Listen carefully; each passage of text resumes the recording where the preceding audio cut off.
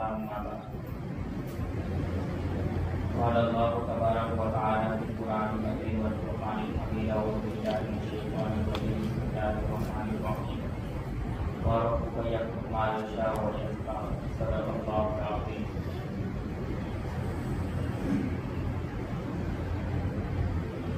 اللہ تبارک و تعالیٰ کا احسان عظیم ہے کہ ہمیں اس مبارک مہینے میں اور اس مبارک رات میں ہمیں مبارک جگہ میں جمع فرما. صاحب در مختار فرماتے ہیں النظر فی کتب اصحابنا خیر من قیام اللیل، کہ ہمارے علماء کی کتابوں کو پڑھنا، ان میں سے ایک مسئلے کو جان لینا رات بھر عبادت اور رات بھر نوافل پڑھنے سے بہتر ہے.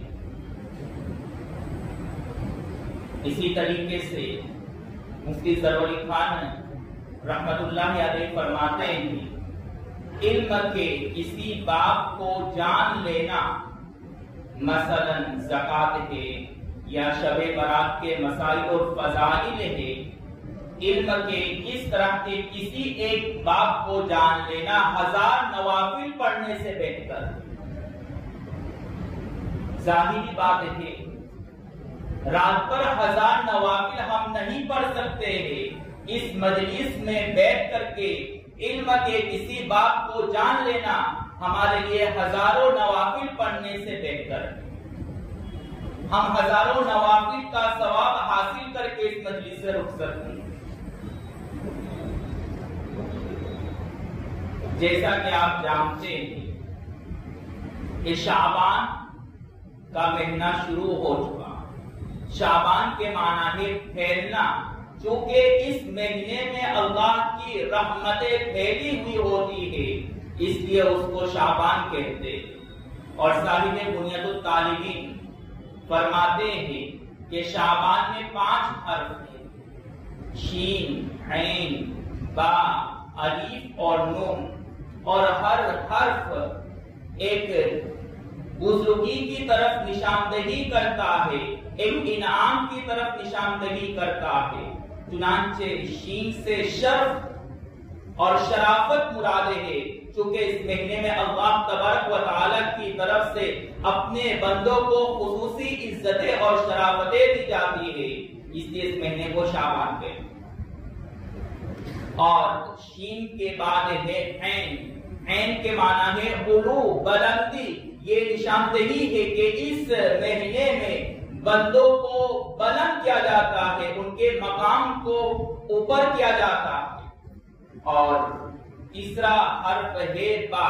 یہ برن کی طرف یعنی نیکی کی طرف نشاندہی کرتا ہے کہ اس مہینے میں خصوصی نیکی اور بالخصوص اچھے اعمال کرے. اس کے بعد ہے الف. اس کے معنی ہے الفت اور محبت، کہ یہ مہینہ محبت اور الفت کا. اور آخری حرف ہے نون، جس کے معنی ہے نور، کہ اس مہینے میں اللہ اپنے دربار سے خصوصی نور اور رحمتیں نازل کرتے ہیں. چنانچہ اس مہینے میں یہ 5 انعامات دیے جاتے اپنے بندوں کو، اس لیے اللہ نے ہمیں یہ مہینہ عطا فرمایا.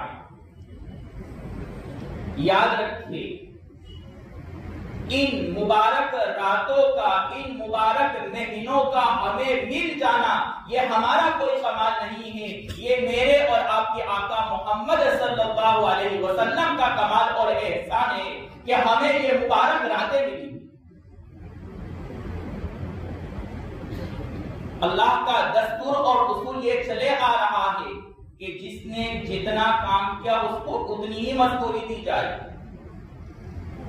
لیکن جب اس امت کی باری آئی تو اللہ کے رسول صلی اللہ علیہ وسلم اپنی امت کے بارے میں اتنے حریص تھے کہ انہوں نے اللہ سے درخواست کی کہ اپنے اس اصول کو بدل دے.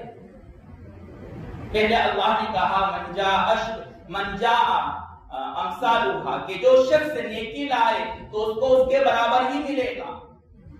پھر اللہ کے رسول صلی اللہ علیہ وسلم نے درخواست کی کہ اور مزید بڑھایا جائے، تو اللہ تبارک و تعالیٰ نے کہا من یقرض اللہ قرضا حسنا، جو اللہ کے راستے میں کچھ قرض دے گا، کچھ اللہ کے راستے میں خرچ کرے گا، یضاعف، اس کو 2 گنا دیا جائے گا، ڈبل دیا جائے گا۔ اللہ کے رسول صلی اللہ علیہ وسلم کو اس پر بھی بس نہیں ہوا، تو پھر اللہ تبارک و تعالیٰ نے اپنے رسول کو راضی کرتے ہوئے کہا کہ اگر کسی نے ایک نیکی کی تو اس کو 700 کے برابر ملے گا۔ اللہ کے رسول صلی اللہ علیہ وسلم اس پر بھی راضی نہیں ہوئے اور کہا کہ اور کچھ بڑھا دے۔ اللہ تبارک و تعالی نے فرمایا انما یوفى الصابرون اجرهم بغیر حساب، کہ اس امت کے جو افراد نیکی اور اچھے اعمال ایمان کے ساتھ صبر اور تحمل سے کام لیں گے، اللہ تبارک و تعالی ان کی مزدوری بغیر حساب کے دیں گے۔ یعنی انسان اس کی کلپنا ہی نہیں کر سکتا ہے کہ کسی نیکی پر اللہ کتنا اجر دے گا۔ اس لیے حضرت تھانوی رحمۃ اللہ علیہ نے فرمایا کہ اس امت کی خصوصیت یہ ہے کہ روزوں کا ثواب اللہ خود دیں گے، اور اللہ کی ذات نہ ختم ہونے والی ذات ہے، اس لیے اللہ کی طرف سے روزے کا ملنے والا ثواب بھی نہ ختم ہونے والا ثواب، نہ ختم ہونے والا اجر دیا جائے گا۔ یہ نبی کا احسان ہے کہ اللہ کے رسول صلی اللہ علیہ وسلم نے ہمارے لیے دعا کی، اللہ کے دربار میں درخواست کی، تو یہ مبارک راتیں اور یہ رحمت اللہ تبارک و تعالیٰ کی طرف سے ہمیں دیا گیا۔ لیکن اتنے افسوس کی بات ہے کہ ہمیں نہ اس مبارک مہینے کی قدر ہے، نہ اس مبارک رات کی قدر ہے۔ اس مبارک رات کی سب سے بڑی خصوصیت یہ ہے کہ مغرب کے بعد آفتاب غروب ہوتے ہی اللہ کی خصوصی تجلیات اور رحمتیں اللہ تبارک و تعالی نازل کرتے ہیں، اور صبح تک یہ رحمتیں نازل ہوتی رہتی ہیں۔ اللہ تبارک و تعالی کہتے ہیں کہ کوئی بندہ ہے جو مجھ سے معافی مانگے تو میں اس کو معاف کر دوں، کوئی میرا ایسا بندہ ہے جو مجھ سے رزق کا مطالبہ کرے میں اس کے لیے رزق کے دروازے کھول دوں، اور کوئی ایسا مصیبت زدہ بندہ ہے جو مجھے اپنی مصیبت کے بارے میں شکایت کرے تو میں اس کے لیے اس مصیبت کو دور کر دوں، اس مشکل کو حل کر دوں۔ ہم کہتے ہیں کہ اس رات میں اللہ کی خصوصی رحمتیں تقسیم ہوتی ہے، یہ بات صحیح نہیں ہے، بلکہ صحیح بات یہ ہے کہ اس رات میں اللہ کی خصوصی رحمتیں لٹائی جاتی ہیں۔ اگر ہم نے اس مبارک رات میں اللہ کی خصوصی رحمتوں کو حاصل نہیں کیا تو پھر وہ کون سا وقت آئے گا جس میں ہم اپنی معافی اللہ سے کروائیں گے اور ہم اللہ سے اپنی خصوصی رحمتیں حاصل کریں گے؟ یہ وہ رات ہے جس میں اللہ تبارک و تعالی ہر مسلمان کو جہنم سے نجات دیتے ہیں۔ اگر ہم نے ان مبارک راتوں میں اپنے آپ کو جہنم سے ملازم نہیں دے پائے، اللہ سے اپنی معافی نہیں کروا سکے، تو اب اور کون سی ایسی رات آئے گی اور کون سا ایسا وقت آئے گا جس سے ہمارے لیے جہنم سے خلاصی کا سبب اور ذریعہ بنے؟ بہت افسوس کی بات ہے کہ ان مبارک راتوں میں بھی ہم لفاظی میں اور گناہوں میں مبتلا کر دیتے ہیں، گناہوں میں اس رات کو گزار دیتے ہیں۔ یاد رکھیں یہ اس رات کی توہین، یہ اس مبارک مہینے کی توہین ہے۔ اللہ کے رسول صلی اللہ علیہ وسلم فرماتے ہیں، حضرت اسامہ رضی اللہ تعالیٰ عنہ راوی ہے، وہ فرماتے ہیں کہ اللہ کے رسول صلی اللہ علیہ وسلم سے میں نے کہتے ہوئے سنا کہ شعبان شہری و رمضان شہر اللہ، کہ شعبان یہ میرا مہینہ ہے اور رمضان یہ اللہ کا مہینہ ہے۔ جس مہینے کی نسبت اللہ کے رسول اپنی طرف کر دے اس مہینے کے مبارک ہونے میں کوئی شک اور کوئی ریب باقی نہیں رہ سکتا ہے، اس میں کوئی تردد نہیں۔ اس لیے ہماری ذمہ داری بنتی ہے کہ ہم اس مبارک مہینے میں اللہ سے معافی مانگے، اپنے رزق کے دروازے کھولے، اپنے مسائل کو اللہ کے سامنے پیش کرے۔ لیکن ہمارا ایک بہت بڑا دھوکہ ہوتا ہے، کچھ لوگ تو وہ ہوتے ہیں جو اس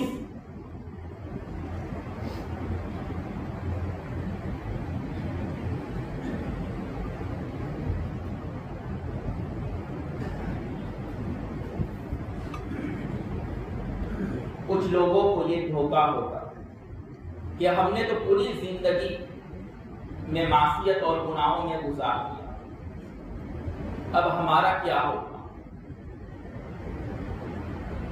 اب ہمیں معافی مانگنے کی ضرورت نہیں ہے، مرنے سے پہلے معافی مانگ لیں گے۔ بہت بڑا دھوکہ۔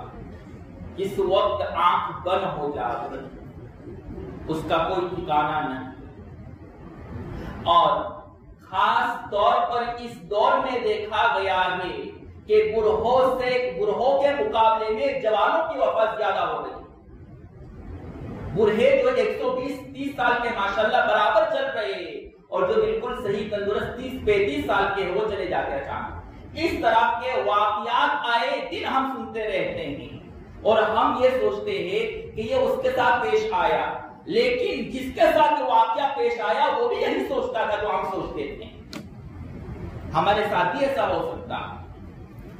جب بھی اس طرح کا واقعہ پیش آتا ہے تو ہم یہی سوچتے ہیں کہ تو ایسا کبھی کبھار کسی کے ساتھ پیش آ جاتا ہے، وہ بھی ایسا ہی سوچتا تھا جیسا ہم سوچتے تھے، ہمارے ساتھ بھی ایسا ہو سکتا۔ اور رہی بات اللہ کی رحمتوں کا کیا حال ہے، حدیث قدسی ہے، اللہ کے رسول صلی اللہ علیہ وسلم فرماتے ہیں لا ابالی یا ابن آدم لو بلغت ذنوبک عنان السماء ثم استغفرتنی غفرت لک، کہ ایک انسان، اے بنی آدم، اگر زمین و آسمان گناہوں سے بھر جاوے اور تم مجھے ایک ہی مرتبہ اخلاص کے ساتھ اور حاضر دل کے ساتھ یہ کہہ دے کہ اے اللہ مجھے معاف کر دے، تو میں تیرے سارے گناہوں کو معاف کر دوں گا۔ بلکہ آگے خود اس حدیث میں ہے کہ اللہ کے رسول صلی اللہ علیہ وسلم نے فرمایا کہ میں اس کے گناہوں کو نیکیوں سے بدل دوں گا۔ ایک بزرگ تھے، اللہ تبارک و تعالی نے ان پر الہام کیا کہ تمہاری بزرگی اور ولایت کے چرچے بہت ہیں، اگر میں کوئی گناہ امت اور مخلوق کے سامنے ظاہر کر دوں تو یہ تمہاری بزرگی اور ولایت اور تعریفیں ختم ہو جائیں۔ تو اس بزرگ نے کہا کہ اے اللہ، آپ میرے کسی گناہ کو امت کے سامنے ظاہر کر دے، میں آپ کی رحمتوں کو کھول کھول کر کے اس طرح ظاہر کروں گا کہ ہر گنہگار گناہ کر کے آپ سے معافی مانگ لے گا، اور وہ کبھی اپنے گناہوں کے کرنے کی وجہ سے مایوس نہیں ہوگا آپ کی رحمتوں سے۔ اللہ نے کہا کہ میں تیرے گناہوں کو چھپا دیتا ہوں، تو میری رحمتوں کو کھول کر کے ظاہر مت کر دینا، ورنہ لوگوں کو میری رحمتوں کا علم ہو جائے گا تو پھر گناہ کرتے رہیں گے، اس لیے کہ ان کو میری رحمتوں کا علم ہو چکا۔ اور اللہ کے 100 رحمتیں ہیں، ان میں سے ایک رحمت کا حصہ اللہ نے دنیا اور دنیا والوں پر ظاہر کیا۔ اسی رحمت کا نتیجہ یہ ہے کہ والدین اپنے بچوں سے محبت کرتے ہیں اور جانور اپنے بچوں سے محبت کرتے ہیں، اور 99 حصہ اللہ نے آخرت کے لیے رکھا ہے، اور اتنا زیادہ حصہ اللہ نے آخرت کے لیے رکھا ہے کہ لکھا گیا ہے کہ اس دن اللہ کی اتنی خصوصی رحمتیں نازل ہوگی کہ شیطان بھی اس دن امید کرنے لگے گا کہ آج تو میری بھی معافی ہو جائے۔ جب شیطان کو یہ امید ہے کہ اس دن میری معافی ہو جائے گی، تو اس دن کے آنے سے پہلے ہمیں کیوں یہ امید پیدا نہیں ہوتی کہ اللہ ہمیں بھی معاف کر دیں؟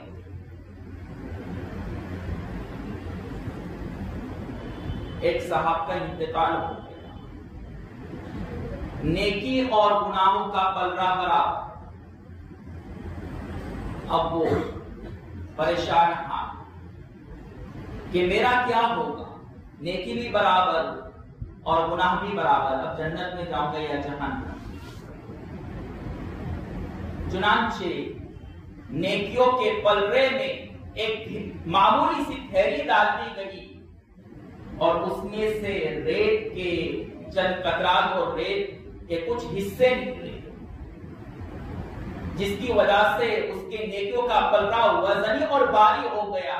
उस बंदे ने कहा, ए अल्लाह, उस थैली में ये रेत क्या है? तो कहा कि जब कब्रिस्तान में तू किसी मर्तबा किसी को दफन करने के लिए गया था तो इखलास के साथ तूने उसकी कब्र पर रेत डाला था, उसका ये सवाब है, जन्नत में चला गया। इसलिए किसी नेकी को मामूली नहीं समझना चाहिए, किस नेकी पर हमारी बख्शिश हो जावे हमें मालूम नहीं। इसलिए ये सोच करके कि हम तो बड़े गुनहगार और पापी हैं, हम क्या नेकी करें, ये धोखे में हरगिज़ ना, ये शैतानी धोखा है ताकि वो आपको अल्लाह की रहमत से महरूम कर दे। फिर शैतान एक और दूसरा धोखा डालता कि रात भर हम इबादत नहीं कर सकते हैं, नींद आती है, तो अब इबादत क्या करें, चलो साथियों के साथ बात कर ले। बहुत बड़ा धोखा। अगर नींद आती है तो जितना मुकद्दर है उतना हिस्सा आप रात में इबादत कर ले, नवाफिल पढ़ ले, और जब नींद आ जावे तो इस नियत से सो जावे जल्दी कि अल्लाह मेरी आंख जल्दी खुलेगी तो मैं तहज्जुद की नमाज पढ़ूंगा, रात भर इबादत करने का सवाब मिलेगा आपको। और मिशकात शरीफ की रिवायत है, जिसने इशा की और फज्र की नमाज बाजमाअत पढ़ा है, अल्लाह तबारक व तआला रात भर इबादत करने का सवाब अता करते हैं। इसलिए इशा की नमाज बाजमाअत आपने पढ़ी ली, कुछ हिस्सा आप इबादत कर ले, और जब आंख लग जावे, आपके अंदर इस्तिताअत नहीं है और मजीद इबादत करने की, तो इस नियत से सो जावे कि हम फज्र की नमाज बाजमात पढ़ेंगे, और अगर आंख जल्दी खुल जाए तहज्जुद की नमाज पढ़ेंगे। आप कोशिश करें तहज्जुद में आंख खुल जावे, ना खुले तो कम से कम फज्र की नमाज बाजमात पढ़ ले, रात भर आपको इबादत करने का सवाब अल्लाह तबारक व तआला को अता करे। इतना सस्ता सौदा होने के बावजूद भी हमने अपने आप को इस रहमत से और अल्लाह की नेमतों और इनामात से महरूम किया, तो हमसे बड़ा महरूम और मनहूस नहीं हो सकता। अब हमारे लिए जहन्नम ही काफी है, अब हमें कोई जहन्नम से नहीं बचा सकता। इसलिए रात में गुनाह करने के बजाय जितना मुकद्दर हो अपने घर में नवाफिल, कुरान की तिलावत और कोई भी जिक्र व अज़कार करे।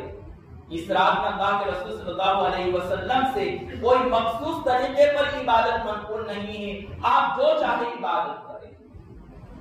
और अगर सलातुत तस्बीह का मौका मिल जाए तो सलातुत तस्बीह पढ़ ले।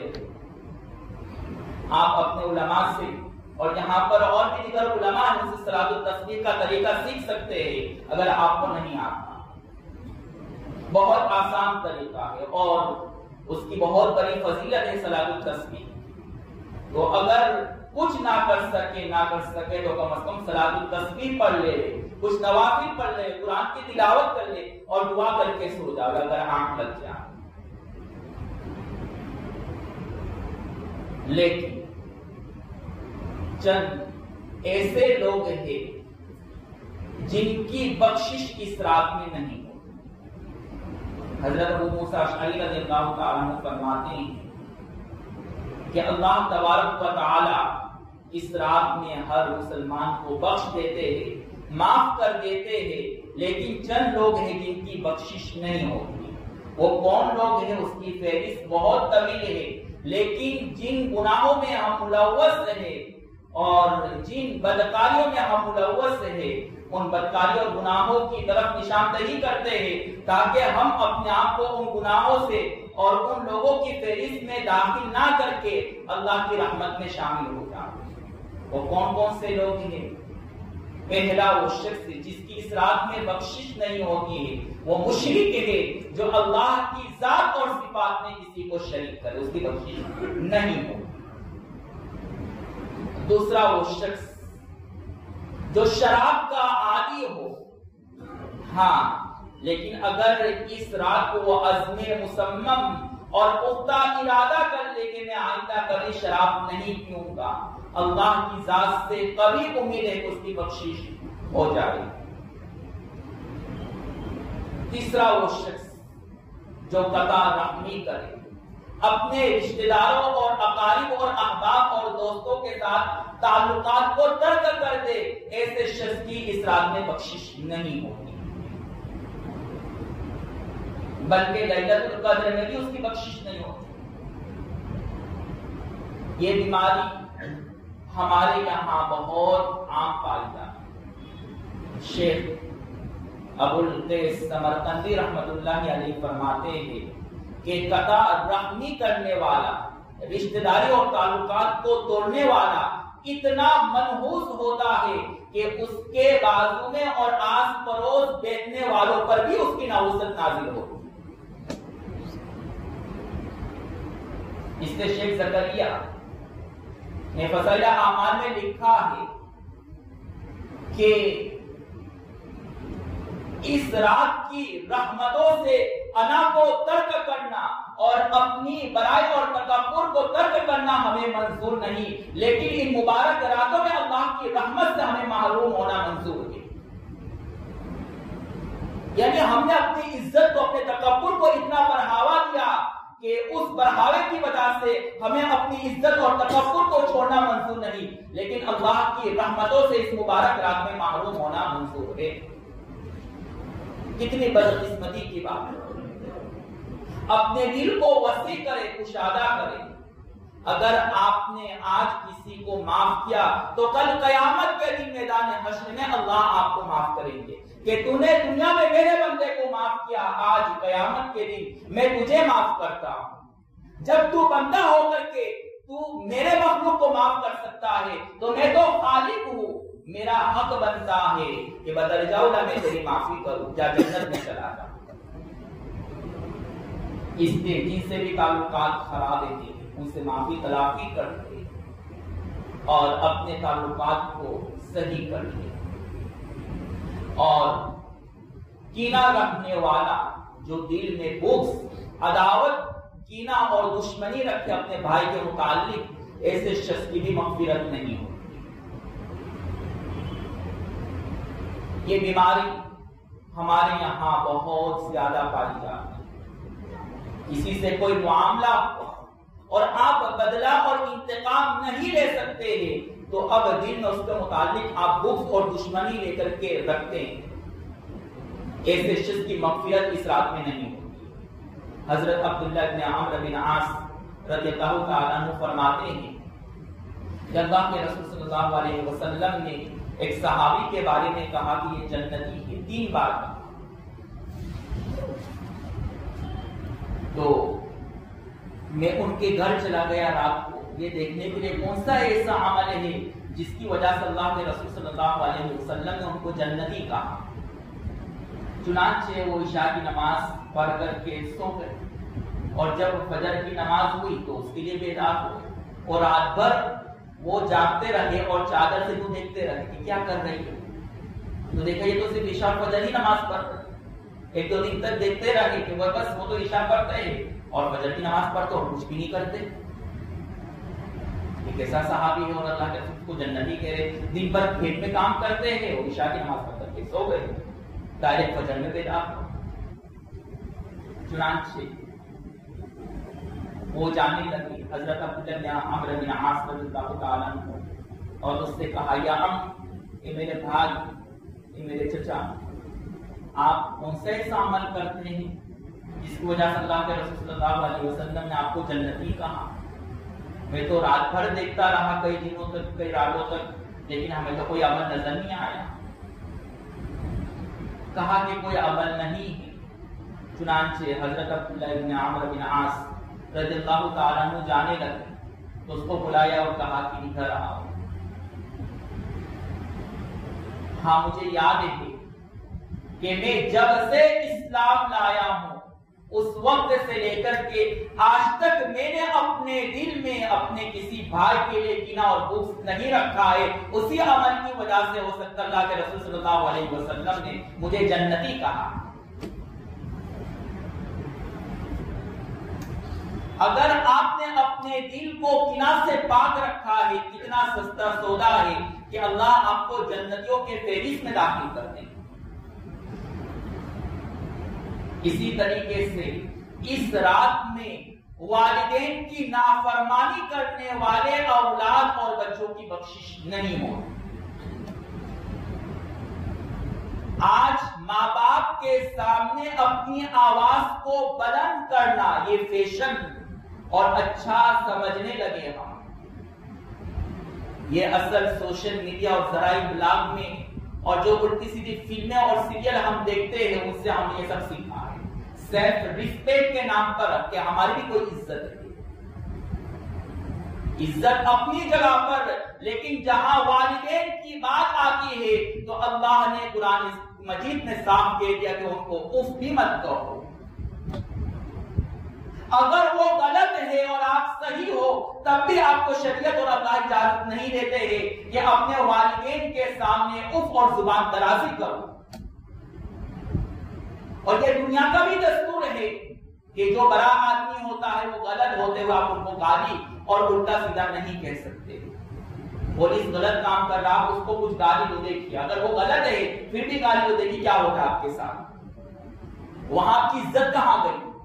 وہاں ہمیں یہ سب اصول اور قانون نظر نہیں آتے ہیں، وہاں کیوں گالی نہیں بولتے؟ اور جہاں بوڑھے ماں باپ لاچار ہمیں نظر آئے، جہاں انہوں نے آپ کے خلاف کچھ غلط کیا تو آپ نے فوراً گالی دے دی یا اپنے ان کو کچھ برا بنا کہہ دیا، بلکہ اب تو نوبت کے آگے کے ہاتھ بھی اٹھا لیتے۔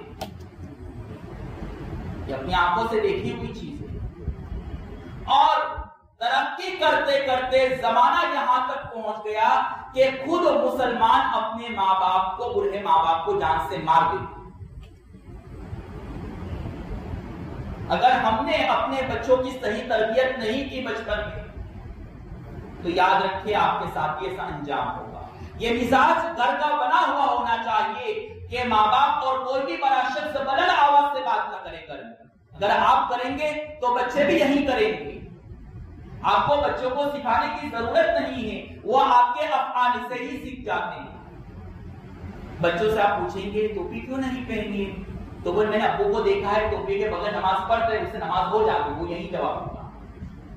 پوچھئے ان سے، ٹھیک ہے؟ ہاں مجھے یاد ہے رمضان میں یہاں پر افطار کے بعد بہت بھیڑ ہوتی ہے، جگہ نہیں ملتی ہے، اتفاقاً مشکل سے جگہ ملی، کوئی بچہ سائڈ پر تھا، میں نے اس کو تھوڑا ہٹایا تو کہا آپ نے میری نماز خراب کر دی، اور میں جہاں سجدہ کر رہا تھا وہاں بیٹھ گئے، بولے تو نے میری نماز خراب کی، میں بھی تیری نماز خراب کروں گا۔ میں تو دینی میں دعا کر رہا ہوں یہ سجدے سے پہلے ہٹ جائے تو اچھا ہے ورنہ میری بھی نماز خراب کرے گا۔ تو میں سجدے میں گیا تو جی سمجھ گئی کہ مولانا ماننے والے نہیں، میرے اوپر ہی سجدہ کر دیں گے، تو وہ ہٹ گیا۔ تو بچے ہم سے ہی سیکھتے۔ پھر اب اس کو یہ مسئلہ معلوم نہیں ہے کہ بچوں کو سائڈ پر ہٹانا چاہیے یا ان کو پیچھے نماز پڑھنا چاہیے، وہ بیچارے بس اتنا جانتے ہیں کہ ہٹانے سے آگے پیچھے چلنے سے نماز فاسد ہو جاتی ہے، خراب ہو جاتی ہے، بس یہی مسئلہ پر اور سنا ہے اپنے گھروں پر۔ اس لیے ماں باپ زور سے بات کریں گے، چلا کر کے بات کریں گے تو ہمارے بچوں کے اندر بھی یہی صفت آئے گی۔ لیکن افسوس کی بات یہ ہے کہ جو چیز برائی کی تھی ہم نے اس کو اچھا سمجھ لیا، اور جو اچھی چیز تھی ہم نے اس کو برا سمجھ لیا۔ زور زور سے چلانا اس کو آج ہم اچھا سمجھتے ہیں، اس کا کتنا روگ ہے کہ چلانے کی وجہ سے سب خاموش ہو گئے۔ جو جتنا زیادہ چلاتا ہے وہ زیادہ اچھا سمجھا جاتا ہے، اور جو خاموشی سے ماں باپ کی تان و تشنیع کو سن لے تو اس کو ہم برا سمجھتے ہیں کہ وہ کمزور ہے، بزدل ہے۔ حالانکہ قرآن کیا فرماتا ہے؟ ان انکر الاصوات لصوت الحمیر واغضض من صوتی، کہ اپنی آواز کو پست کرو، اس لیے کہ چلانا یہ کوئی کمال کی بات نہیں ہے، وہ تو گدھا بھی چلاتا ہے اور اس کی آواز کو کوئی پسند نہیں کرتا۔ ہمارے کو جو چلانے والے لوگ ہیں قرآن کے مطابق وہ گدھے ہیں، بے وقوف ہیں۔ توہین نہیں کرنا مقصود ہے لیکن ایک حقیقت بیان کرنا مقصود ہے۔ اس لیے خدا اپنے گھروں میں یہ جو فیشن چل پڑا ہے چلانے کا یہ ختم کرے، اور خاص طور پر جو بچے ہیں، اولاد ہے، اپنے آپ کو اس بیماری سے محفوظ رکھے۔ ایک جوان کا میرے اوپر فون آیا کہ جب بھی ماں باپ کہتے ہیں تو میرا سر ساتویں آسمان پر چلا جاتا ہے، اتنا غصہ آتا ہے، دل چاہتا ہے کہ ان کے سر پر کچھ دے ماروں، میں کیا کروں؟ میں نے کہا اس کا ایک ہی علاج ہے، جو کہے سن لو اور سننے کی برداشت ختم ہو جائے تو پتلی گلی سے نکل جائے، اور جب معاملہ ٹھنڈا ہو جائے معافی تلافی کر دیں۔ آپ وہاں رہیں گے تو آواز بلند ہوگی، آپ وہاں سے چلے جائیں معافی مانگ کر کے، جب غصہ ختم ہو جائے گا آپ کو بھی اپنی غلطی کا احساس ہوگا، والدین کو بھی احساس ہو جائے گا، پھر بھی آپ پریشان ہیں۔ ویسے والدین اپنے اولاد کے لیے کبھی غلط فیصلے نہیں کرتے، لیکن ایک دو کیسے ہوتے ہیں، اگر کسی کے وہاں ایسا ہو پھر بھی آپ کو اجازت نہیں ہے۔ اب اگر کوئی بڑا آپ کو کچھ کہتا ہے تو آپ کو اوپر کی طرف جانا پڑتا ہے، ہائی کورٹ سپریم کورٹ ہو رہا، تو آپ ان کے ابو کو کہو، یعنی دادا نانا وغیرہ زندہ تو ان کو کہو کہ اس طرح میں پریشانی ہے۔ اگر وہ نہیں ہے تو اب کوئی آپشن نہیں ہے، خاموشی سے پتلی گلی سے نکل جاؤ۔ لیکن ہمیں یہ اجازت نہیں پہنچتا ہے کہ اپنے ماں باپ کے سامنے اپنی آواز کو بلند کریں۔ پھر ذوالفقار نقشبندی رحمت اللہ علیہ نے اپنی مشہور کتاب باادب بانصیب میں لکھا کہ جب یوسف علیہ السلام مصر کے بادشاہ بنائے گئے تو ان کے والدین ان کی ملاقات کے لیے ان کے دربار میں تشریف لائے۔ چنانچہ یوسف علیہ السلام اپنے تخت پر بیٹھے رکھے، انہوں نے ان کے سامنے سجدہ تعظیمی کیا، ان سے ملاقات کی، مصافحہ کیا۔ اللہ تبارک و تعالی نے ان کو متنبہ کیا اور کہا کہ یوسف جب آپ کے والدین آپ کے دربار میں داخل ہوئے تو ادب اور احترام کا تقاضا یہ تھا کہ تم کھڑے ہو کر کے ان کے استقبال کے لیے، ان کے سلام کے لیے جاتے، لیکن تم نے ایسا نہیں کیا۔ یہ تمہارے والدین کی بے ادبی اور بے احترامی ہے۔ اس بے ادبی اور بے احترامی کی سزا تمہیں یہ ملے گی کہ اب تمہارے خاندان میں کوئی نبی نہیں پیدا ہوگا، تمہارے خاندان سے ہم نور نبوت کو چھین لیتے تھے۔ حالانکہ ان کا پورا گھرانہ نبیوں کا ہے، یوسف علیہ السلام، یعقوب علیہ السلام کو اوپر تک جتنے بھی ان کے آبا و اجداد ہیں سبھی نبی تھے۔ یوسف علیہ السلام کے بعد نبوت کا دروازہ بند ہو گیا، ان کے خاندان میں کوئی نبی نہیں پیدا ہو اس کے بعد۔ یاد رکھے اپنے والدین کو ستانے والے اس کی سزا دنیا میں ہی مل جاتی ہے، اس کے لیے رزق کے اور رحمت کے سارے دروازے بند کر دیے جاتے ہیں، یہاں تک کہ اس مبارک رات میں بھی اس کے لیے رحمت کے دروازے نہیں کھلتے تھے۔ اس لیے اپنے والدین کو مت ستاؤ، ان کی بد دعا سے اپنے آپ کو بچاؤ۔ اللہ مجھے بھی اور ہم سب نوجوانوں کو یہ بات سمجھا دے۔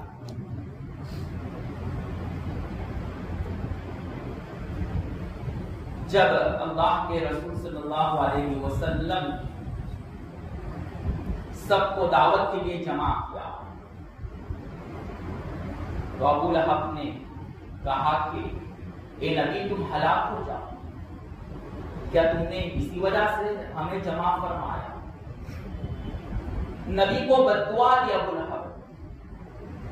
اصول اور قاعدے کے مطابق کیا ہونا چاہیے کہ اللہ کے رسول صلی اللہ علیہ وسلم نے اس کو بد دعا دی،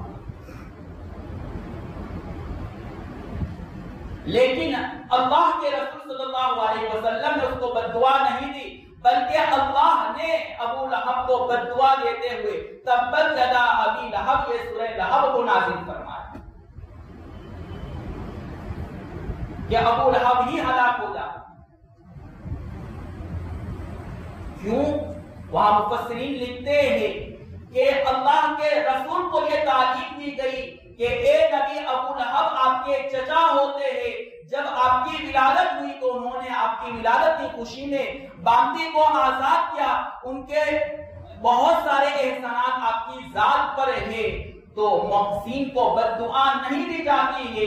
اگر آپ اپنے محسن اپنے چچا کو بد دعا دیں گے تو آپ کی امت کیا کہے گی کہ یہ کیسا نبی ہے جو اپنے محسنین کو بد دعا دیتا ہے۔ معلوم ہوا کہ اللہ کے رسول صلی اللہ علیہ وسلم کو یہ تعلیم دی کہ اپنے محسنوں کو بد دعا نہیں دی جاتی ہے، ان کو تکلیف نہیں دی جاتی ہے۔